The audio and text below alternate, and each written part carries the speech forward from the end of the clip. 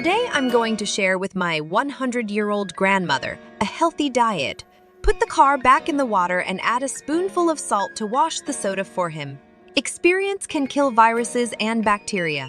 Baking soda can kill both hard and soft. After cleaning, we will remove the water for let him control the dryness, and we'll give him a song and put 1 psyllium in it.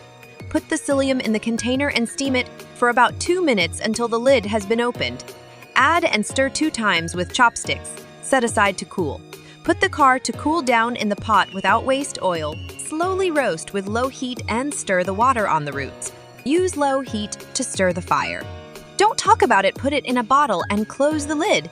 You can store it at room temperature. If you do like me, it will not spoil if stored for a year and can be drunk by hand without any additives.